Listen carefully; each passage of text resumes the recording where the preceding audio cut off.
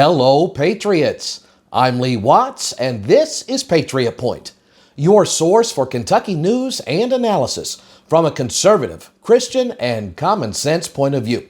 Well, as you can see, I'm not in my office this week. I'm out traveling, but still wanted to bring you some news of what's going on and, most important, what you can do about it. This week, we're going to be talking about 2 national level issues and then 10 new laws being proposed for Kentucky. Good ones, bad ones, and again, what you can do about it. Let's talk about first of all, some national level news. Of course, the big news that's been going on is the Department of Government Efficiency, DOGE, and how they have been exposing massive government waste. Now, there's those in the deep state that really don't like all of this being exposed, and they're trying to drum up this idea that Elon Musk has too much power and we didn't elect him. Well, here is the absolute truth of the matter. Elon Musk has 0 power. Do you realize he is not like a secretary for any department or anything? All he is an advisor to the president. He takes the things that DOGE has found and he gives a report to the president. Every single action that DOGE has taken has been an action by the president because Elon Musk doesn't have any power to do anything. All he is doing is giving advisement. So that's a little thing to completely take apart the left's narrative that they're trying to work up there. Now, this week, let's talk about some things going on here in Kentucky. On last week's Patriot Point, we talked about what a great thing it would be if we had a DOGE for Kentucky. And we explained some reasons we would need that. And we had more than 20,000 patriots throughout Kentucky watch last week. And you must have called and emailed and contacted your representatives and senators because this week, 1 week later, we now have not 1, but 2 different bills to officially make a DOGE in Kentucky. That's right. These first 2 bills are Senate Bill 257 and House Concurrent Resolution 50. So we got a version in both the Senate and the House saying, yes, we do need DOGE in Kentucky. There is some massive waste going on the state level, and let's root it out like they're doing on the national level. If you would like to get these bills actually made into law, then you need to contact your representatives and senators. Just knowing about it doesn't make a difference. We've got to encourage them to actually pass this. Encourage them to sign on to these bills, to co-sponsor them. If you would like to contact your senator or representative at the Kentucky Capitol and encourage them to co-sponsor these bills to have DOGE in Kentucky. Again, this is Senate Bill 257 and House Concurrent Resolution 50. Here's the phone number that you can call the Capitol and leave a message for your representative and senator.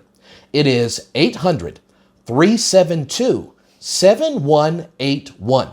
That's the Kentucky's Capitol's Message Center. It's open weekdays during normal business hours. And as I always say, when you're leaving a message for your representative or senator, be brief, be courteous, and ask them to contact you back with what they will be doing. Well, these would be 2 great bills that they can really get on board with, and let's get DOGE in Kentucky. And thank you to everybody who is making a difference by making those calls. Let's talk about some of the other bills up for a vote. This is one I think everybody in Kentucky is going to be for, and this is House Bill 518. It would say if you want to get a driver's license in Kentucky, you should be able to get that in your own county. Here a few years ago, they changed it where there's only a handful of places in the entire state where you can actually get your license or get it renewed. People got to travel sometimes for an hour or plus and then wait for hours because they're overloaded. Well, Representative Savannah Maddox in the Kentucky House of Representatives says you should be able to do this in your home county. It is House Bill 518. This will not be passed unless the people contact their representatives and they're like, hey, you sign on to House Bill 518 so I can get my license in my own county. Wonderful bill. Let's talk about House Bill number 4. This would say we are not going to allow colleges and universities in Kentucky to give special advantage to certain groups based on this DEI agenda, diversity, equity, and inclusion. Instead, this person has the radical idea that you should be able to get a scholarship or different advantages by your merit. Well, what a crazy idea that is. I'm all for merit over this DEI garbage. So this is a wonderful bill. House Bill 4 would say we're not going to give special advantages based on this woke DEI garbage. Instead, it has to be on merit for Kentucky colleges and universities. House Bill 4, something I hope you can get behind. Let's talk about the next one here. This is House Bill number 354. This is something that is needed to be done for a very long time, but we've got big pharma and big groups that are pushing against it. In Kentucky right now, we have a law called Certificate of Need. If I wanted to open up a hospital or nursing home or anything with medical care, you can't just open that up as a business. You have to get permission from the state and apply to actually do this. Now, we have a hospital shortage crisis in Kentucky. Now, if you have somebody who wants to open one, they have to petition the state, but here is a huge catch.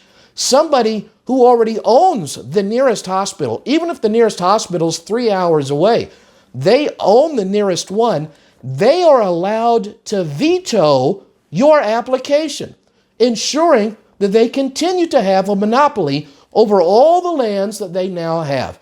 There is no reason why the people who have the current monopoly should be allowed to veto an application for some other business to open up competition. And maybe we could get some more Kentucky healthcare facilities in here.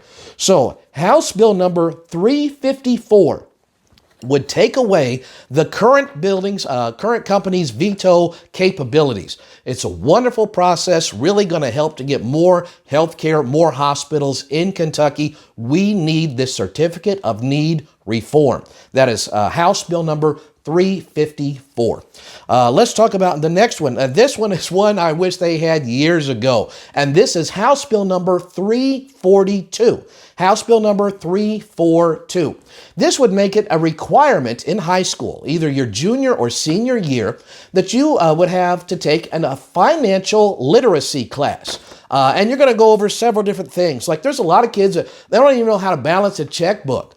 They don't understand the interest that goes on credit cards and how if you just make the minimum payment, you're going to wind up paying 10 times what something really cost through all the different interest. They're going to learn about budgeting. Personally, I think this is a class that every single congressman should have to go through to actually learn budgeting and interest. It would be a wonderful thing. I think it's really going to help Kentuckians. They're actually going to learn about taxes.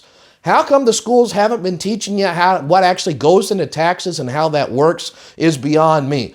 And I think if the people actually understood that more, we get a lot better tax laws passed and do a lot of reforms from what's going on now. So that is House Bill number 342, and make it a requirement for juniors and seniors in high school to have a financial literacy class. Let's put our next one. This is House Bill number 523, and this is a wonderful pro-life bill. Probably the best, simplest pro-life bill there could possibly be. And this bill simply says that unborn children have the same rights as born children. What's crazy about that? Absolutely nothing. So therefore, you're not allowed to murder them because they have the same rights as a child that's already been born. A very simple, direct, common sense pro-life law. But you got a lot of the anti-life crowd and the crowd that wants to play both sides of the fence are trying to fight against that. So let's get this common sense law passed. That is House Bill number 523. And it's very simple, it's very direct, and how could we ever say, well, this one child, you get protections, but you came from different situations, so you don't get any protection. That would be wrong and unjust. House Bill 523, very simple, and I hope you'll contact your representatives and senators to support it. Let's talk about House Joint Resolution number 15. Boy, this raised some hackles at the Kentucky Capitol this week. This would say that there used to be a stone monument of the Ten Commandments that was at the Kentucky Capitol. It was removed because of some liberal activists back in the 1980s. But the United States Supreme Court gave a ruling in 2005 that really said, this actually would not be technically illegal. So we've had a Kentucky State Representative by the name of Shane Baker that has filed House Joint Resolution number 15 saying, let's put that monument, which was made for the Kentucky Capitol, and let's put it back at the Kentucky Capitol. This came up for a vote this Wednesday. Here's the voting record. On the screen, you can see who voted yes, who voted no, and who didn't vote at all. So look for your representative's name, see how they voted. It went down to a vote of 79 to 13.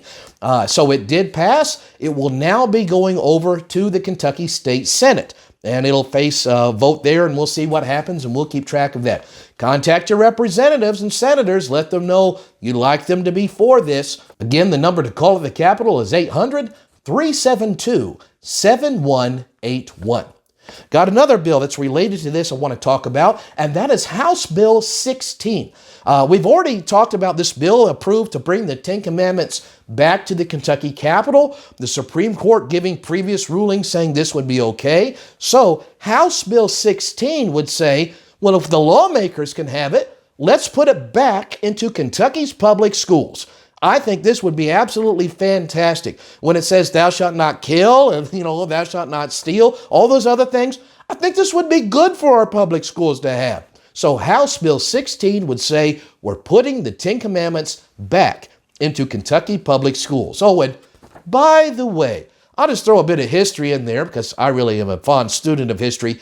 It was Steve Beshear, our current governor's father. When Steve Beshear was the Attorney General of Kentucky, he's the one who issued a little statement telling all the public schools of Kentucky to take the Ten Commandments off of the wall. So yes, his son was closing the churches while he kept all the abortion clinics open. His father, you know what? He was taking the Ten Commandments off the wall, so we're seeing a pattern here. Just a matter of history, whether you like it or not. All right, let's talk about our last bill, and this is House Bill number 37. I've mentioned this one before, but it needs mentioning again. It needs Christians around the state to contact their representatives, or it's not going to go anywhere. None of these bills will unless the people sound off. House Bill 37 reverses a law that was passed here a year or two ago that started making the churches collect sales tax on things, making the churches become tax collectors. And the government's got it on the books, and if you're not collecting this and the government shows up, comes a-calling, they're going to want those back taxes and a huge fine on the churches for not paying those back taxes. This could collapse several churches around the state. It is a horrible violation.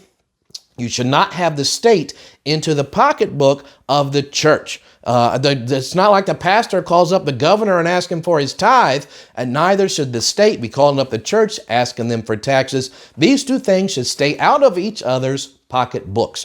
That is House Bill number 37. So that is 10 different bills that are up for a vote by the Kentucky State Legislature right now. So you're going to need to call, write, email. Again, the number to call the Capitol is 800-372-7181. Well, that's the news we have for this week, Patriots. So until next week, I'm Lee Watts for Patriot Point, reminding you that liberty is not a spectator sport.